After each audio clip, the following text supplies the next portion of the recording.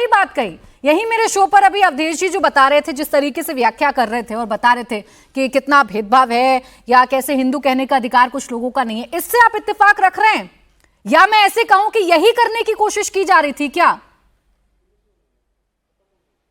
Sunil ji. Prachi ji 30 second please. आ रही हूं आचार्य जी। मुझे बोलना है? जी जी, आप ही को बोलना है। देखिए प्राची जी, हम केवल ये कह सकते हैं कि अगर जब भगवान राम का मंदिर बना, कल्याण सिंह साहब जिंदा थे, विनय कटियार जी थे, उमा भारती जी थी और आदिवासी समाज से आने वाली हमारी महामहिम थी।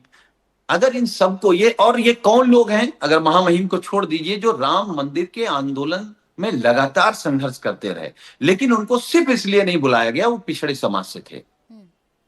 महामहिम को इसलिए नहीं बुलाया गया कि वो आदिवासी थी। तो ये क्या देश नहीं जान रहा है या पिछड़ा दलित नहीं जान रहा है? टीवी पे मलूक भाई बोल देंगे अब तो देखिए ये दिक्कत हो रही है आज सुनील जी। वैसे तो अमूमन आप मेरे ही प्रश्नों का जवाब देते हैं, लेकिन आज दे नहीं रहे हैं। आज तो मैंने आपसे स्पेसिफिक मेरे शो पर हुई बात पर सवाल पूछा, क्या किसी को भी हिंदू कहलाने का अधिकार नहीं है? बस इतना बता दीजिए मुझे जो अवधेश जी कह रहे थे। सबको है।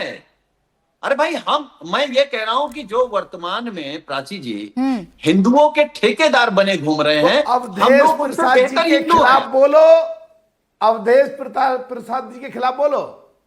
क्यों बोले? उन्होंने क्या गलत बोल दिया?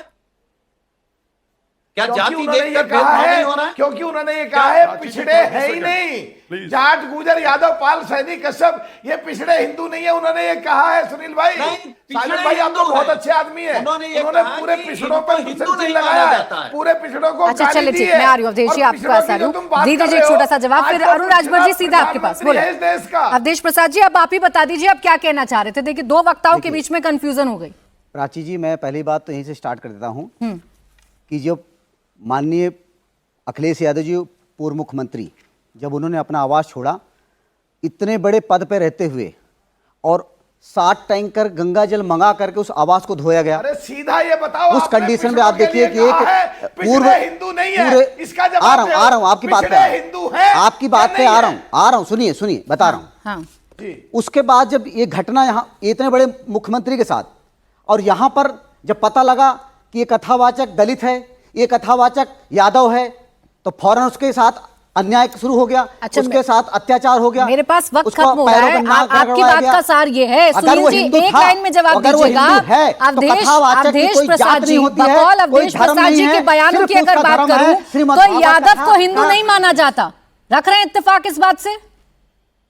जब मैं तो ये कह रहा हूँ कि भगवान श्री कृष्ण के वंशज को हिंदू नहीं मानेंगे तो फिर हिंदू कहाँ? नहीं, ये तो अवधेश जी कह रहे, मैं नहीं कह रही।